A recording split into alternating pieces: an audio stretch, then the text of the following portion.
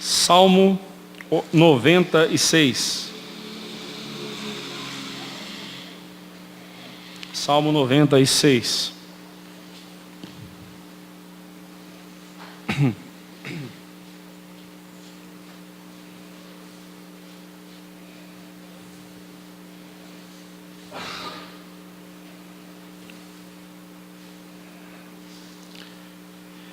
Salmo 96. Vamos orar ao Senhor.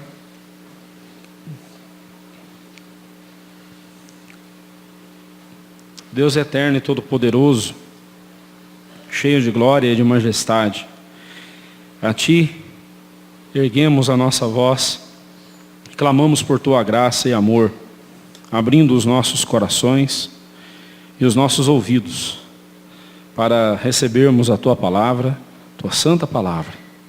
Necessitamos, ó Deus, totalmente da Tua sabedoria. Assim oramos, em nome de Jesus, Teu Filho amado. Amém. Salmo 96. Eu quero que você observe que este salmo ele tem duas partes, né? Ele é composto de duas partes, embora nós apresentaremos 4 pontos deste salmo hoje. Então a primeira parte vai do versículo 1 ao versículo 6, e a segunda parte do versículo 7 ao versículo 13. Mas leremos o salmo no decorrer da mensagem, ok? Para os que pensam que evangelização, evangelismo, missões, é um assunto que diz respeito só ao Novo Testamento, e não tem nada disso no Antigo Testamento, este salmo, como outros, este salmo vem nos mostrar que missões, evangelização, é algo que está presente desde o Antigo Testamento. Porque o que é evangelização? O que é a evangelização? A evangelização é proclamar o nome de Deus, é proclamar o Senhor Deus entre as nações. Com qual finalidade? Com a finalidade de que, ao levarmos a palavra de Deus às nações, corações sejam convertidos ao Senhor Jesus, sejam transformados pela palavra de Deus. E assim, transformados, tornem-se não só adoradores do Senhor, mas também filhos de Deus e co-herdeiros com Cristo. Herdeiros de Deus e co-herdeiros com Cristo. E obviamente quem é filho de Deus tem prazer em adorar o Senhor. Aliás, todo o prazer do coração de um filho de Deus é adorar o Senhor, é viver para a glória do Senhor. Então, como disse Alan Harman, este salmo é uma antecipação da missão mundial da igreja cristã. E a missão mundial que nós temos está lá em Mateus 28, 16 a 20, quando o Senhor Jesus nos ordena a ir por todo mundo, pregar o evangelho a toda criatura, fazendo deles discípulos do Senhor Jesus, ensinando-os a guardar tudo que o Senhor Jesus nos ensina em sua palavra. Esse é o nosso objetivo. Esse é o objetivo de ser igreja. Esse é o objetivo de sermos igreja de Cristo. Pregarmos o evangelho é o meio, mas a finalidade é adorarmos o Senhor, vivermos para adorar ao Senhor. Então este salmo, quero propor como título para nós meditarmos neste texto, proclamando a glória de Deus entre as nações. Proclamando a glória de Deus entre as nações. Quanto à autoria deste salmo, quem escreveu este salmo, nós temos segurança em dizer que foi Davi, embora não apareça aí o nome de Davi, mas por 2 motivos nós dizemos que foi Davi que escreveu este salmo. Primeiro, porque este salmo tem uma proximidade, no seu título, no seu assunto, no seu conteúdo, com o salmo anterior. E nós vimos que o Salmo 95 foi escrito por Davi. Pelo menos é a afirmação que nós temos lá em Hebreus 4, versículo 7, de que foi Davi quem escreveu o Salmo 95. E a proximidade desses 2 salmos, não só aqui no texto, mas em assuntos, em afirmações, então nós podemos dizer que é Davi. Mas a segunda razão pela qual fica mais evidente que foi Davi quem escreveu este salmo, você pode ver lá no subtítulo do salmo.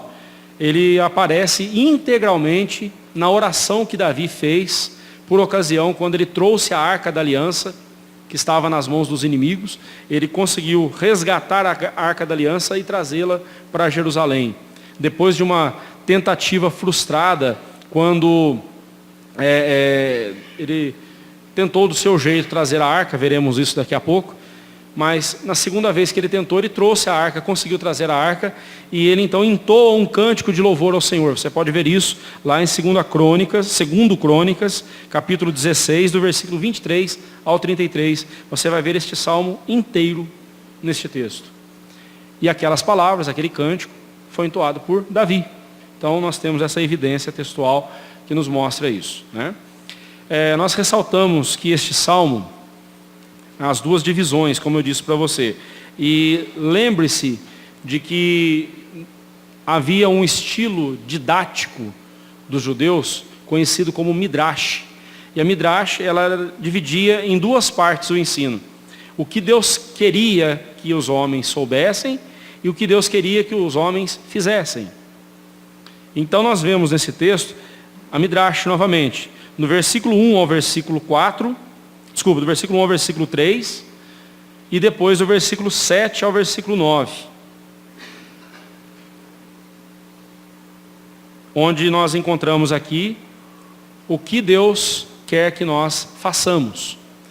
E no versículo 4 ao versículo 6, respondendo aos versículos 1 a 3, e depois dos versículos 10 ao versículo 13, respondendo aos versículos 7 e 9 a 9, nós temos o porquê que Deus quer que nós façamos essas coisas que Ele nos ordena fazer. O que Deus quer que nós façamos e o que nós devemos saber para fazer o que Deus quer. Como eu disse, eu vou dividir em 4 pontos, então, aqui em 4 verdades para você meditar nesse salmo. Proclamando a glória de Deus entre as nações, nós devemos mostrar, em primeiro lugar, que Deus é o alvo da nossa adoração. Deus é o alvo, é o conteúdo, é a razão, é a essência, é tudo na nossa adoração. Quando nós estivermos adorando a Deus, Deus tem que ser o alvo da nossa adoração. O culto não é para nós, o culto não é para nos agradar, o culto não é para você sair daqui dizendo: puxa vida, hoje o culto foi uma bênção, ficou muito bonito o culto. Ou se você sair dizendo: nossa, o culto hoje foi xoxo, foi estranho, mas o culto não foi para você. O culto é para Deus. O culto é para Deus. Veja o que diz o verso 1 a 3. Cantai ao Senhor um cântico novo. Cantai ao Senhor todas as terras. Cantai ao Senhor, bendizei o seu nome, proclamai a sua salvação dia após dia. Anunciai entre as nações a sua glória, entre todos os povos as suas maravilhas. Deus então aqui nos mostra o que Ele quer que nós façamos. Este salmo se inicia com essas palavras de adoração e ele convoca todas as terras, todas as nações, todos os povos. Observe novamente nos 3 versículos. Ele convoca todas as nações, todas as terras, todos os povos a virem e cantar louvores ao Senhor. E o verbo cantar aparece 3 vezes nos 2 primeiros versos, né? Cantai ao Senhor um cântico novo, cantai ao Senhor todas as terras, cantai ao Senhor. E este verbo cantar aparece apoiado por outros verbos que apontam para o louvor. Fala de bendizer o nome do Senhor, proclamar o nome do Senhor. Louvamos a Deus quando proclamamos o nome dele também, fazemos que ele seja conhecido entre as nações. O outro verbo é anunciar. Anunciar os feitos do Senhor. E por que Davi repete tanto esse conceito nesses versos? Porque ele quer dar ênfase. Era uma forma na literatura judaica de dar ênfase ao ensino pretendido. E ele está aqui dizendo, repetindo, inculcando, lembra-nos aqui Deuteronômio 6, né? Inculcar Ele está inculcando em nossa mente qual é a nossa principal atividade. Adorar ao Senhor, louvar o Senhor. E nós não podemos nos descuidar disso, porque foi para isso que Deus nos salvou. Deus nos salvou para que, por toda a eternidade, glorifiquemos o nome dEle, exaltemos o nome dEle, por toda a nossa vida e por toda a eternidade. Enfatizando aqui a importância de cultuar o Senhor e de bendizer o nome do Senhor. Cantai ao Senhor um cântico novo, verso 1. Aqui Davi não está dizendo que é para nós trazermos um cântico inédito para Deus. Alguém compôs um cântico novo aí e vamos ensinar um cântico novo e vamos entoar um cântico novo para a igreja. Não, para Deus, não é isso. Cântico novo aqui tem a ver com um vigor renovado na presença de Deus. É estarmos sempre na presença de Deus com um vigor renovado. Nós vimos no Salmo 95 que devemos nos apresentar ao Senhor com alegria. Deixamos isso claro com os irmãos. Não quer dizer que se você estiver triste, você não deve vir louvar o Senhor. O melhor lugar para você alegrar o seu coração é na presença do Senhor, é louvando ao Senhor. Mas infelizmente, nós temos esquecido disso, de que nós devemos nos apresentar diante do Senhor com alegria. Grandes coisas, grandes maravilhas, como diz o final do verso 3, as maravilhas que Deus tem feito por nós. Se há um povo que tem toda a razão de ser alegre o tempo todo, esse povo é o povo de Deus. E como eu disse, quando expunha o Salmo 95, o motivo pelo qual nós, muitas vezes, nos entristecemos e nos aproximamos do louvor da casa do Senhor, do culto a Deus, com tristeza em vez de alegria na presença do Senhor, é porque nós perdemos o foco, nós perdemos a noção da grandeza de Deus, da glória de Deus. Ao invés de olharmos para o seu amor, para o seu poder, para a sua glória, e olhamos para as circunstâncias e nos deixamos abater pelas circunstâncias. Cantai ao Senhor um cântico novo, vigor renovado na presença do Senhor. O contexto deste salmo, como já foi indicado no começo, foi o retorno da Arca da Aliança para Jerusalém. Na primeira tentativa que Davi realizou de trazer a arca para Jerusalém, ele fracassou. Por quê? Porque Davi quis inventar. E a gente olha para isso e não presta atenção. A gente não tem que ficar inventando coisas no louvor ao Senhor. A Bíblia já é clara na forma como Deus quer ser adorado. A gente não tem que ficar inventando coisas. E geralmente quando a gente não inventa, porque a gente só copia. Foi o que Davi fez. E ele copiou os filisteus. E como ele copiou os inimigos? Ele fez um carro de bois novo, pegou uma junta de bois que nunca tinham puxado um carro de boi antes. Era tudo novinho, tudo 0 quilômetro, novo em folha. Quando um daqueles bois tropeça, usar, cheio de zelo pela arca do Senhor, a arca do Senhor não pode tocar no chão. O que ele fez? Estendeu a mão e segurou a arca. O que aconteceu? Deus fulminou, matou Uzá. Eu imagino essa cena, um raio caindo ali e matando Uzá. Puxa vida, mas Deus não teve misericórdia de Uzá. Uzá foi zeloso. Irmãos, Deus estava sendo ali provocado na sua ira. A paciência do Senhor também tem limites. E nós não podemos brincar com isso. Davi imitou os filisteus que haviam levado a Arca da Aliança num carro de bois. Quando eles foram castigados por Deus, eles fizeram um carro de boi lá, puseram um boi puxando o carro, puseram a arca e soltaram. Como que a arca deveria ser transportada? Como que Deus disse a Moisés? Nos ombros dos sacerdotes. E eles não podiam nem sequer tocar na arca. Eles tinham varões compridos, varas compridas, né?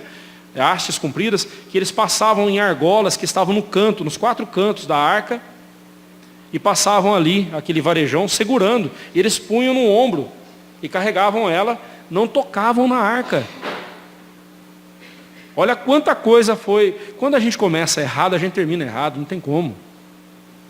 Quando a gente envereda pelo erro, ou a gente para e retorna a fazer o que é certo. Se a gente continuará no erro, porque um erro mais um erro não dão um acerto, darão outros erros. E foi o que aconteceu. Nesse contexto, aí Davi então passa um tempo, a arca da aliança ficou na casa de Obed-edom um tempo, e Davi, como trarei a minha arca do Senhor? Deus já disse como que tinha que ser. Na segunda vez, Davi fez tal como Deus havia dito a Moisés. E a arca do Senhor voltou para Jerusalém. E Davi louvou ao Senhor.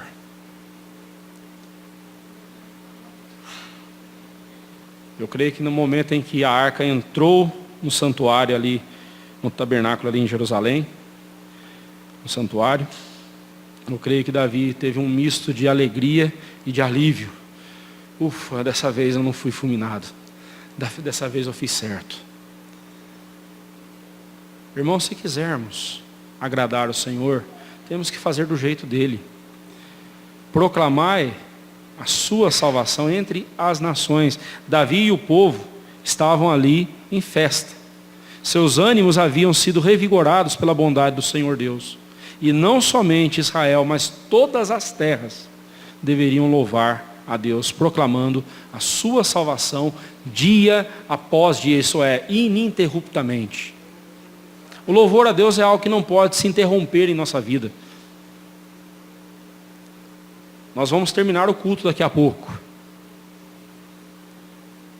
Mas o nosso coração deve continuar em atitude de adoração a Deus durante a semana. Cada ação nossa, cada pensamento nosso deve ser algo que glorifique o nome do Senhor. Nós devemos continuar assim durante a semana. A nossa comunhão com Deus, porque quando nós louvamos a Deus, é a nossa comunhão, estamos expressando a nossa comunhão, a comunhão que Ele tem conosco. Essa comunhão não pode ser interrompida. Tem de ser continuada por todos os dias, dia após dia. No verso 3, anunciai entre as nações a sua glória e entre os povos as suas maravilhas. Mas como todas as terras e povos e nações haveriam de louvar ao Senhor, se eles não conheciam ao Senhor? Cabia a Israel anunciar, cabia a Israel ser esse porta-voz de Deus ao mundo. Deus concedeu a Israel essa oportunidade de proclamar entre as nações a glória do Senhor. Israel errou. O que Israel fez? Guardou Deus para si. Se envaideceu, desobedeceu ao Senhor várias vezes. Mas a desobediência do homem não impede os planos de Deus serem executados. Aliás, os planos de Deus aconteceram tal como Deus queria que fosse. A igreja de Deus não nasce no Novo Testamento, a igreja de Deus nasce no Antigo Testamento. Israel já era a igreja de Deus. Mas no plano de Deus, quando Ele chama Abraão, Ele disse que todas as famílias da terra deveriam ser benditas através de Abraão. Em ti serão benditas as famílias da terra. Já estava ali, determinado por Deus, que o povo dele não seria só Israel. O povo dele seria todo aquele que confessasse o seu nome e se curvasse na presença dele e se rendesse a ele.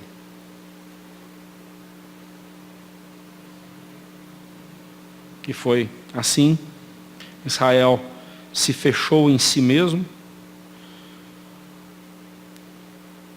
Mas num dia, aquele dia conhecido aquele dia ao qual Paulo chama de a plenitude dos tempos, Efésios 1:10, no tempo certo de Deus, Jesus veio. E a salvação veio dos judeus, Jesus era judeu, a salvação veio dos judeus. Os planos de Deus não foram interrompidos. E a salvação veio, Jesus, o nosso Salvador, veio. E agora nós temos a igreja de Cristo, não limitada apenas ao povo de Israel, mas a igreja de Cristo entre as nações.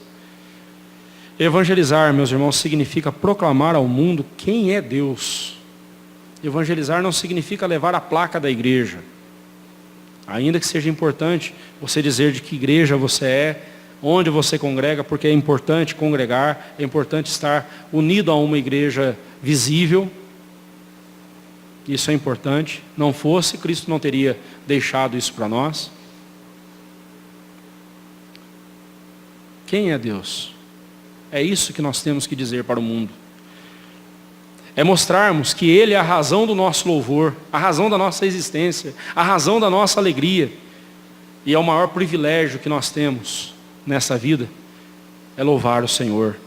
O grande propósito com a evangelização é levarmos a mensagem de salvação para que os eleitos de Deus sejam alcançados e assim venham a unir-se à igreja de Cristo no propósito de adorá-lo. As palavras do apóstolo Paulo, lá em Romanos capítulo 10, versículo 13 a 15, que nós lemos há pouco na liturgia, devem ecoar em nossos ouvidos. Como invocarão aquele de quem nada ouviram? Como ouvirão se não há quem pregue? Como pregarão se não forem enviados? Quão formosos são sobre os montes os pés daqueles que anunciam coisas novas, que anunciam o Evangelho.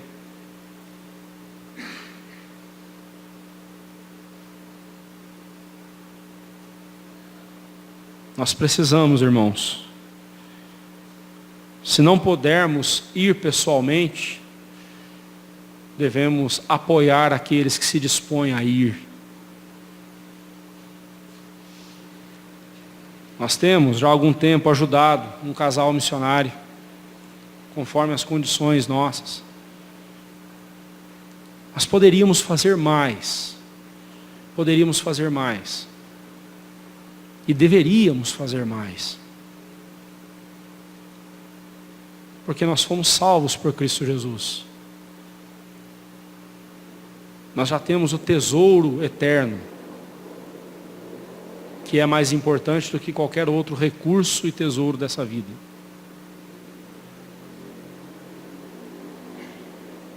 Devemos fazer aquilo que estiver em nosso alcance para proclamarmos o nome do Senhor e fazê-lo conhecido entre as nações.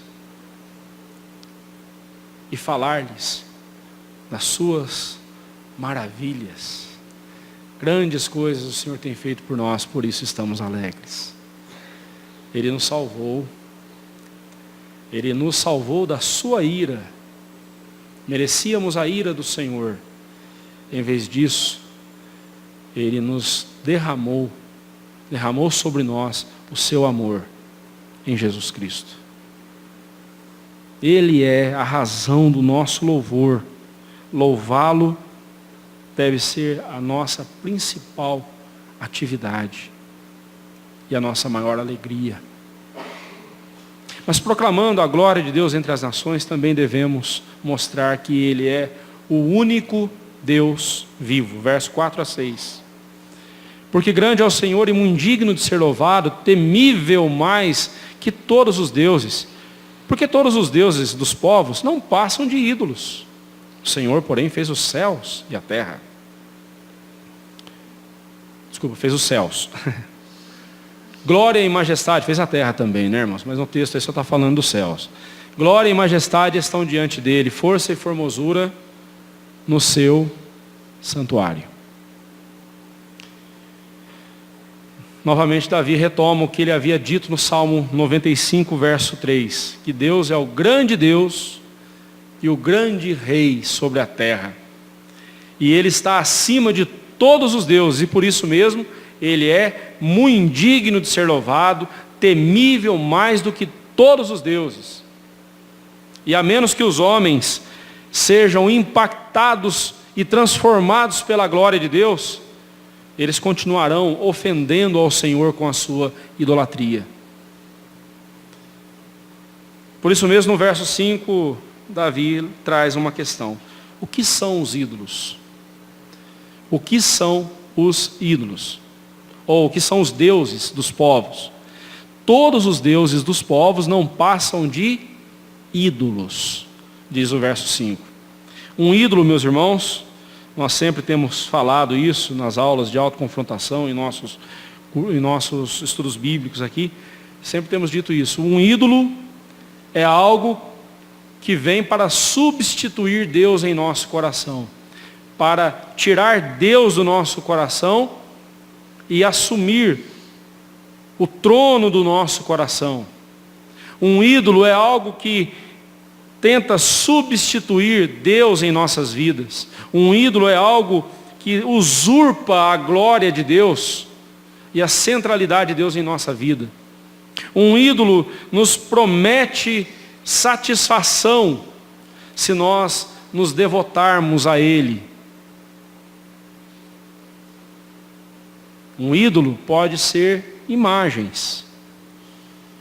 Pode ser uma imagem.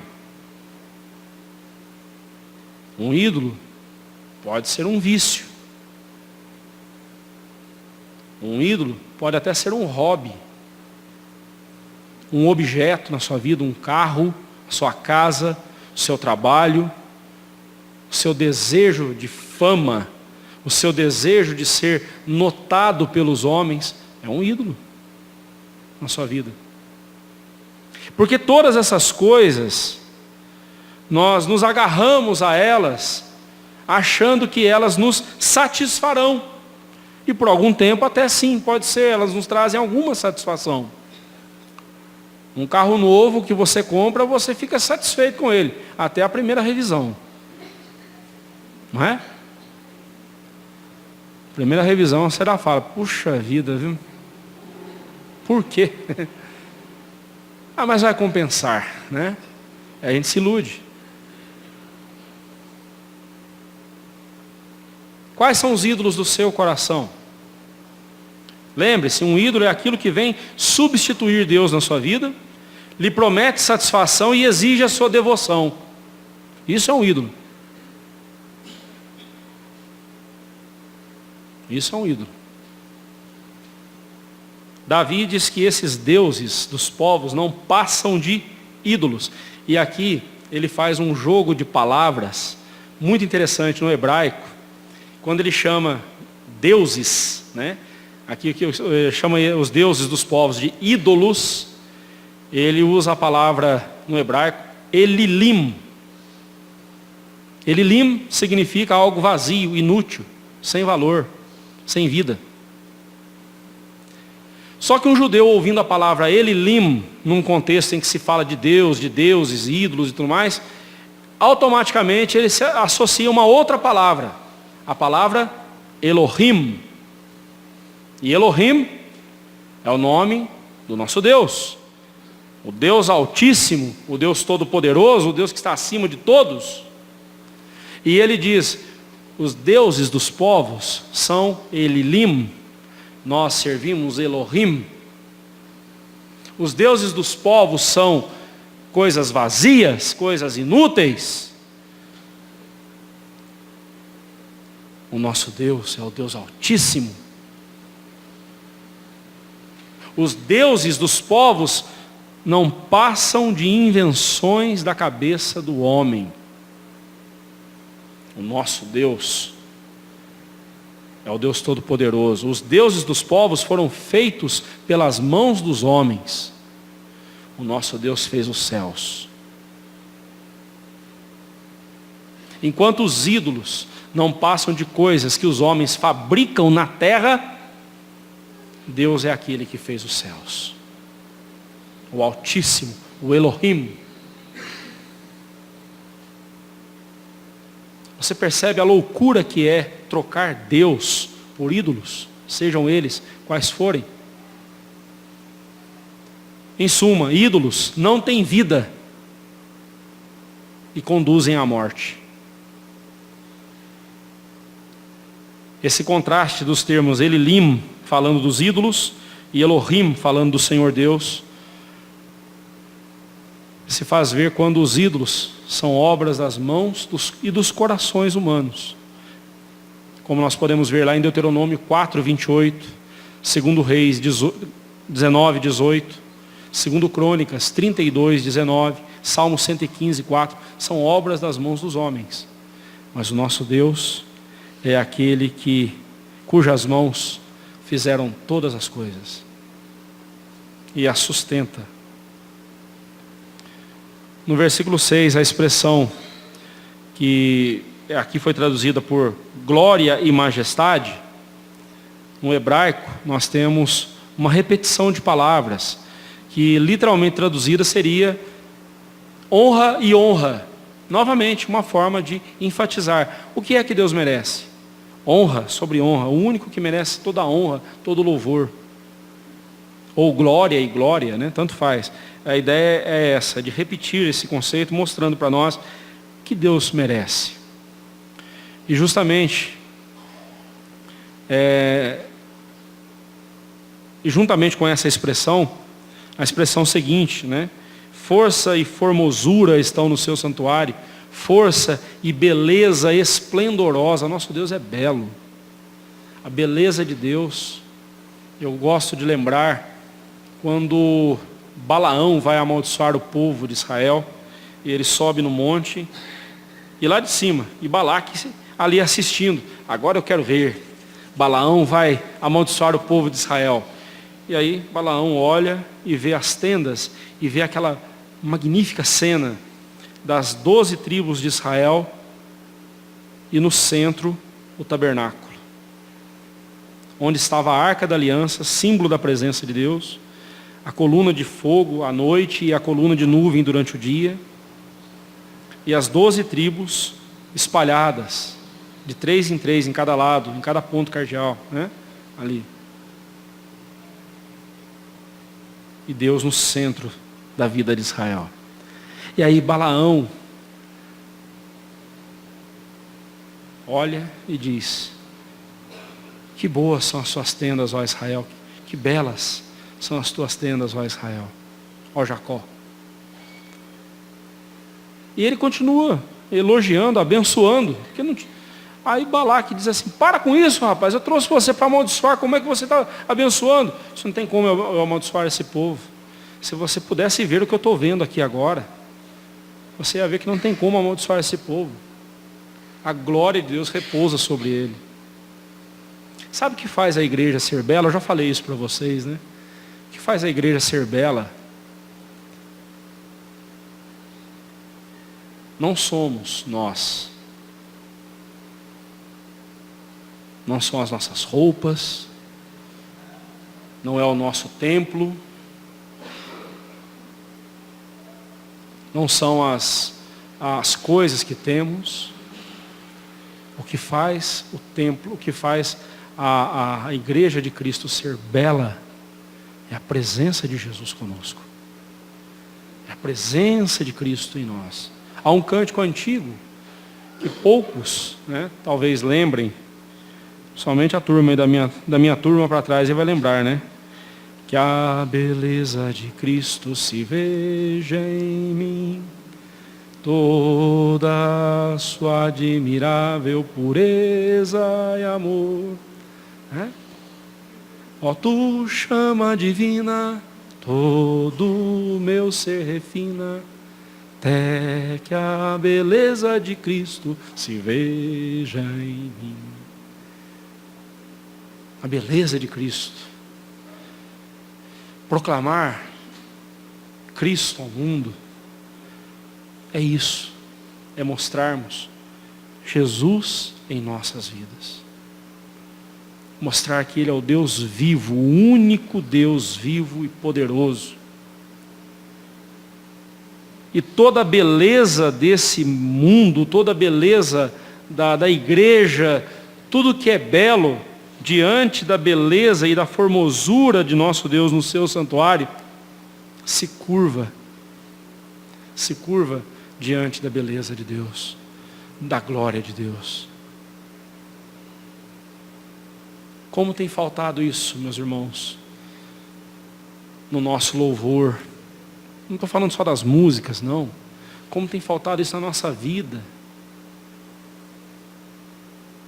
Crente que abre a boca para ficar murmurando e reclamando do que não tem, quando em vez de agradecer tantas bênçãos, tantas maravilhas que Deus lhe deu.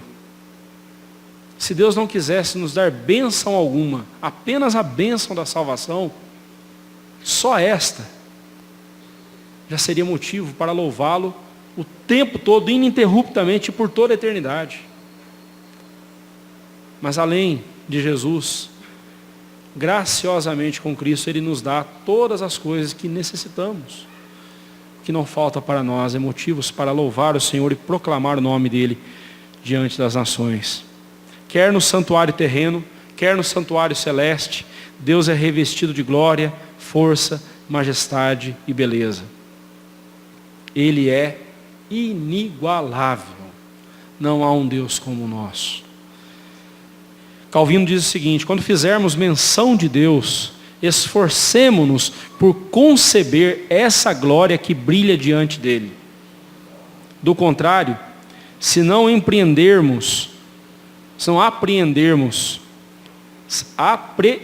tá? O seu poder, o que adoramos não passará de um Deus morto em vez de um Deus vivo. Quando você pensar em Deus, não faça uma imagem dele na sua mente. Pense na glória, pense no fulgor, na glória, no brilho da glória do Senhor. Não faça uma imagem de Deus. Porque até isso seria a quebra do mandamento, do segundo mandamento.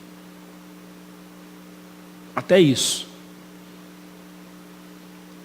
Pense na glória do Senhor. Moisés, quando pediu para ver a face do Senhor, o que ele viu foi o brilho da glória do Senhor.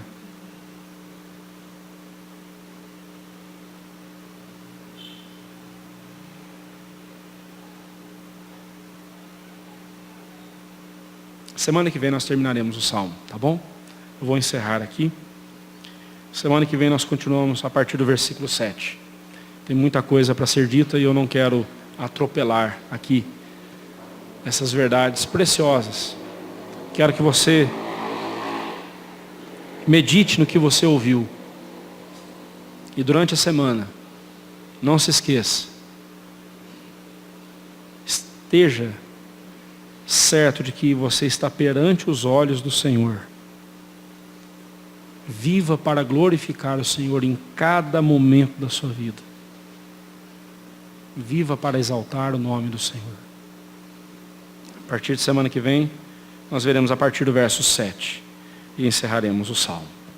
Que Deus assim nos abençoe. Ele é digno de todo louvor. Proclame a glória do Senhor entre as nações, na sua vizinhança, na sua rua, na sua escola, no seu trabalho e no seu lar. Não se esqueça, principal lugar. Que Deus assim nos abençoe. Amém.